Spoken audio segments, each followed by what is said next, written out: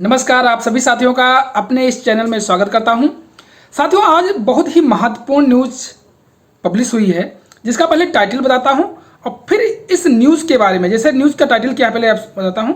शिक्षा आयोग में कार्यकारी अध्यक्ष की तैनाती की कवायद।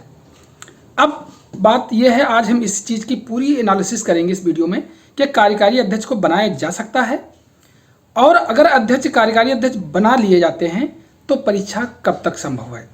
कई साथियों ने हमारे कहा कि सर क्या परीक्षा ड्यूरिंग इलेक्शन, क्योंकि आचार संहिता लग गई है, अब क्या इस ड्यूरिंग इलेक्शन में भी कराया जा सकता है। तो चलिए आज आपके इन सभी प्रश्नों का जवाब भी देंगे और इसको पूरा एनालिसिस करेंगे। कई छोटे छोटे कार्टों में भी इसको डिफाइन किया गया है बहुत से, तो पूरे वीडियो में बने रहिएगा, आपको अच्छे से समझ में आ जाएगा कि आपका परीक्षा यानी चाहे यूपीएससी की हो या टीजीटी पीजीटी की हो, कि कब तक संभव है और अध्यक्ष की नियुक्ति हो सकती है कि नहीं हो सकती है कार्यकारी। चलिए पहले इस न्यूज़ को पढ़ के आपको सुनाते हैं, समझ लीजिए, फिर आगे हम इसका हर चीज़ पॉइंट पर अच्छे चर्चा करेंगे। ये न्यूज़ अमर उजाला की है। क्या है लिखा है इसके बारे में। उत्तर प्रदेश शिक्षा सेवा चयन आयोग में कार्यकारी अध्यक्ष की नियुक्ति की आवाज़ शुरू हो गई है। सदस्य व अफसर इस बारे में खुलकर तो नहीं बोल रहे, लेकिन आयोग के पहले अध्यक्ष की नियुक्ति के पहले विकल्पों में विचार किया जा रहा है, ताकि आयोग में भर्ती प्रक्रिया को गति दी जा सके। आयोग में स्वीकृत सभी 12 सदस्यों की नियुक्ति हो गई है। शुक्रवार को उन्होंने लखनऊ में कार्यभार ग्रहण कर लिया। अब सोमवार को इनमें से 11 सदस्यों को प्रयागराज स्थित आयोग के कार्यालय में आने की उम्मीद है। आयोग के पहले अध्यक्ष की नियुक्ति प्रक्रिया शुरू कर दी गई है, लेकिन लोकसभा चुनाव के मद्देनजर आचार संहिता लागू हो गई है। ऐसे में अब चुनाव के बाद ही अध्यक्ष की नियुक्ति की जा सकेगी। देखिए इस बारे में ये लिखा गया है, लेकिन मैं एक चीज़ यहाँ पर बता देना चाहूँगा आपको कि क्योंकि इन्होंने जो नए अध्यक्ष के लिए विज्ञापन निकाला है, ये इलेक्शन के यानी आचार संहिता लगने के पहले का है, तो इस प्रक्रिया को ये जारी रख सकते हैं। लेकिन आप ये भी जानते हो कि नए अफसर सरकार या किसी की नियुक्ति, बड़े अफसरों की या आयोगों की नियुक्ति इस ड्यूरेशन में नहीं कर पाती। उस ड्यूरेशन में अगर करना चाहती है तो आपको चुनाव आयोग से अनुमति लेनी होगी। अर्थात अब अध्यक्ष अगर ये ओरिजिनल मतलब जो विज्ञापन के तहत अध्यक्ष, मुख्य अध्यक्ष जो आएंगे, उनकी नियुक्ति के लिए तो ये शासन से अनुमति ले। हमें ये लगता है कि 2 महीना तो लग ही जाएगा, तब तक चुनाव भी समाप्त हो जाएगा आपका, क्यों मिड अप्रैल मार्च चल रहा है, अप्रैल मई तक हो जाएगा, तब तक चुनाव आपका समाप्त हो जाएगा। फिर अध्यक्ष, इसका मतलब है कि इस पर जो लिखा है लगभग वही बात हम भी कह रहे थे कि अब ये चुनाव के बाद ही मुख्य अध्यक्ष जी का चयन हो पाएगा, और हो सकता है मीन में कर ले तो चुनाव आयोग से उनको अनुमति लेनी पड़ेगी इन अध्यक्ष को ज्वाइन कराने के लिए। ठीक, तो ये है स्पष्ट। इससे लगता है कि मुख्य अध्यक्ष का चयन जो है, नियुक्ति जो है, चुनाव के बाद होने की अधिकतम संभावना। अब आपकी बात करते हैं आगे न्यूज़ पर क्या है, फिर कार्यकारी अध्यक्ष के बारे में बात करेंगे। ऐसे में कार्यकारी लिखा है, ऐसे में कार्यकारी अध्यक्ष की नियुक्ति की भी चर्चा शुरू हो गई है। कहा जा रहा है कि आयोग की नियमावली के में कार्यकारी अध्यक्ष का प्रावधान है। ये तो खैर बात सही है। इसके अनुसार कार्यकाल के आधार पर वरिष्ठतम सदस्य को कार्यकारी अध्यक्ष बनाया जा सकता है। जो वरिष्ठतम सदस्य होता है कार्यकारी अध्यक्ष बनाया जा सकता है। लेकिन इसके पहले भी मैंने एक चीज़ कही, वो अभी हम इसको बताने के बाद आपको बताएंगे। यदि वरिष्ठता 2 या 2 से अधिक सदस्यों के एक ही दिन कार्यभार ग्रहण किया है तो इनमें से सबसे अधिकतम आयु वाले व्यक्ति को कार्यकारी अध्यक्ष बनाया जा सकता है। ये प्रावधान है। इसी प्रावधान के तहत नए अध्यक्ष की नियुक्ति तक किसी सदस्य को कार्यभार दिए जाने की बात कही जा रही है। गौर करने वाली बात यह है कि आयोग का अभी गठन हुआ है और इसके सभी 12 सदस्यों ने एक ही दिन ज्वाइनिंग की है। हालांकि इनमें से विनोद सिंह उच्च शिक्षा आयोग और हरेंद्र राय माध्यमिक शिक्षा सेवा चयन बोर्ड में सदस्य रह चुके हैं। ऐसे में सभी पहलुओं को ध्यान में रखते हुए शासन की ओर से कार्यकारी अध्यक्ष की नियुक्ति को लेकर आदेश का इंतजार है, यानी शासन की। देखिए कार्यकारी अध्यक्ष प्रावधान तो है, लेकिन ये प्रावधान मोस्टली मिड काल के लिए होते हैं। मिड काल के मतलब जैसे आयोग कार्य कर रहा हो और उस ड्यूरेशन में अध्यक्ष रिटायरमेंट हो जाएं या अध्यक्ष कहीं चले जाएं तो वरिष्ठतम सदस्य को जो है अध्यक्ष का कार्य संभालते हैं। लेकिन आयोग नया है, पहली बार आ रहा है, तो मुझे इसकी संभावना कम लग रही है कि कार्यकारी सदस्य को कार्यकारी अध्यक्ष बनाया जाएगा। मुझे कम लगता है, लेकिन कुछ कहा नहीं जा सकता है।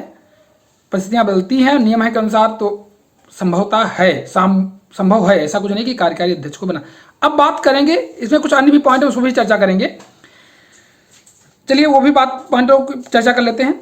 लिखा है पुणे में जो काट लिखा होता है उसमें लिखा है अफसरों की प्रतिनियुक्ति के लिए लिया जा चुका है पत्र। अफसर कौन कौन अफसरों की, देखिए आयोग के सचिव, परीक्षा नियंत्रक और वित्त अधिकारी के पदों पर प्रतिनियुक्ति के आधार पर तैनाती की जाएगी। यानी इनका प्रतिनियुक्ति जो आयोग हैं उनके संबंधित लोगों को कहा जाएगा कि भाई आप यहाँ का भी भार ग्रहण कर लीजिए, तो प्रतिनियुक्ति की जाएगी। इसके लिए संबंधित विभाग को इस पत्र लिखा जा चुका है। तो प्रतिनियुक्ति के लिए अभी तो उनका हुआ नहीं है, मतलब नियुक्ति नहीं हुई है, लेकिन इन लोगों की प्रतिनियुक्ति का संबंधित विभाग को सूचित कर दिया गया है, ठीक। और जो भी होंगे उसका प्रक्रिया जैसी भी होगी उसके आधार पर इनकी नियुक्ति की जाएगी। आगे नेक्स्ट क्या लिखा है, टाइटल लिखा है सदस्यों के आने के साथ आज से काम करने लगेगा आयोग। आज सोमवार है, आज अब सदस्य जब आ जाएंगे तो क्या होगा, में लिखा क्या है उसके बारे में बात करते हैं। लिखा है शिक्षा सेवा चयन आयोग कार्यालय सोमवार से चहल पहल बढ़ जाएगी। ज़्यादातर सदस्यों में कार्यालय पहुंचने और काम शुरू करने की उम्मीद है। नए सदस्यों में विनोद सिंह उच्च शिक्षा सेवा आयोग व हरेंद्र राय माध्यमिक शिक्षा सेवा चयन बोर्ड के सदस्य रह चुके हैं। इसके अलावा केसी वर्मा उच्च शिक्षा निदेशक में तैनात रहे हैं। ऐसे में इन तीनों सदस्यों को सोमवार को कार्यालय पहुंचना सुनिश्चित माना जा रहा है। इसके अलावा अन्य सदस्यों के भी कार्यालय पहुंचने की उम्मीद है। बता दें कि 12 सदस्यों की ज्वाइनिंग के बाद प्रमुख सचिव उच्च शिक्षा ने बैठक की थी और प्रमुख सचिव ने लंबित भर्ती शुरू करने के लिए जरूरी प्रक्रिया को पूरी करने के लिए कहा था। देखिए अब आपको पूरा एनालिसिस बताते हैं। देखिए उच्च शिक्षा सचिव ने इन लोगों की सदस्यों की मीटिंग ली है कि भाई प्रक्रिया आगे कंटिन्यू की जाए। अब क्या है आंतरिक इसमें लिखा है, कोई मीटिंग कॉन्फ्रेंसिंग नहीं हुई है जिसके माध्यम से हम जानते हैं कि ओरिजिनलिटी है, लेकिन मानता हूँ कि प्रक्रियाओं पर निश्चित तौर पर बात हुई होगी और अन्य जो पेंडिंग काम्स हैं उन पर सब पर बात हुई होगी। तो ये हम मानते हैं आज ये जाएंगे। अब आपका प्रश्न एक बनता है कि कार्यकारी अध्यक्ष अगर नियुक्त हो जाते हैं तो परीक्षा क्या जल्दी हो सकेगी। और एक साथी ने हमारे प्रश्न किया था क्या सर परीक्षा ड्यूरिंग इलेक्शन कराया जा सकता है। देखिए हम पहले इस प्रश्न का जवाब देते हैं, परीक्षा आपकी ड्यूरिंग इलेक्शन नहीं कराई जा सकती, क्योंकि इसमें पूरे देश के लोग आवेदन करते हैं और कहीं कहीं स्टेट में चुनाव चलता रहता है, तो उनको मतदान देने का अधिकार प्रभावित होगा और उस ड्यूरेशन में सभी अधिकारी व्यस्त होते हैं और इस चीज़ को बड़ी शुचिता के साथ कराना संभव नहीं होता, क्योंकि पेपर लीक के मामले आप देख रहे हो लगातार हो रहे हैं। तो इसलिए शुचिता को पूर्ण कराने के लिए उनको व्यवस्थित कार्यप्रणाली और व्यवस्थित ढंग से कराना पड़ेगा ताकि पेपर लीक भी न सामने हो। इसलिए ड्यूरिंग इलेक्शन तो परीक्षा सोचिए ही नहीं। अब बात करते हैं कि आपकी यूपी टीजीटी पीजीटी और हायर यानी यूपी HESC असिस्टेंट प्रोफेसर की परीक्षा अगर कार्यकारी अध्यक्ष नियुक्त हो जाते हैं तो कब तक संभव है। देखिए अगर कार्यकारी अध्यक्ष नियुक्त हो जाते हैं तो आप ये समझ लीजिए कि मई में के बाद जैसे जून जुलाई है तो जून में कम संभावना लगती है, मुझे जुलाई में संभावना अधिक लगती है कि आपकी परीक्षा होने की संभावना है, क्योंकि जिस शक्ति से इस समय शासन कार्य कर रहा है लगता है थोड़ा शक्ति है, तो इससे लगता है कि परीक्षा आपकी जल्दी कराई जाएगी। तो मई में तो संभव नहीं है किसी भी तरीके से, जून या जुलाई की तरफ मोस्टली लगता है, क्योंकि जून में इनको प्रिपरेशन करना पड़ेगा, तब तक हो सकता है। अगर नहीं होगा तो आयोग के ओरिजिनल अध्यक्ष भी आ जाएंगे, अगर ओरिजिनल अध्यक्ष आ जाएंगे तब भी हमको, मैं मान कर यही चलता हूँ, आपको भी मेरा यही सजेशन रहेगा, मान के चलिए कि जुलाई आपकी परीक्षा जरूर होगी, यहाँ तक ये संभावना है। मे भी संभावना कि जून में हो सकती है, अगर कार्यकारी अध्यक्ष अभी नियुक्त हो जाते हैं तो वो प्रक्रिया को कर सकते हैं और डेटों का अनाउंसमेंट कर सकते हैं। उसके पश्चात वो आपका प्रश्न अब ये आ रहा होगा कि सर डेट का अनाउंसमेंट कर सकते हैं परीक्षा, क्यों आचार संहिता लग चुकी है।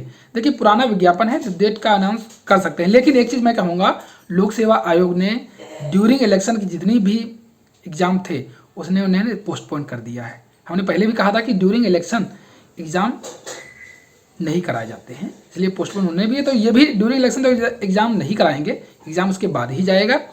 लेकिन अध्यक्ष अगर कार्यकारी अध्यक्ष नियुक्त हो जाते हैं तो आप मान के चलिए जून या जुलाई, और अगर ओरिजिनल अध्यक्ष की प्रतीक्षा करेंगे मुख्य अध्यक्ष की तो थोड़ा जुलाई अगस्त की तरफ जा सकता है, लेकिन हम मान के कहेंगे आपको जुलाई की तरफ मान के चलिए और उसी के अनुसार अपनी कंटिन्यू स्टडी रखिए। और स्टडी में आप अब ये ना सोचिए कि अब एग्ज़ाम डेट आ जाएगी तभी, हम तो कहेंगे कि आप अपनी पढ़ाई कंटिन्यू रखें। कोई अपडेट होगी आपको निश्चित तौर पर अवगत करा देंगे। अगर आप चैनल पर पहली बार आए हैं तो मेरे चैनल को सब्सक्राइब कर लीजिएगा और चाहे तो मुझे फेसबुक पेज पर भी फॉलो कर सकते हैं। नमस्कार साथी।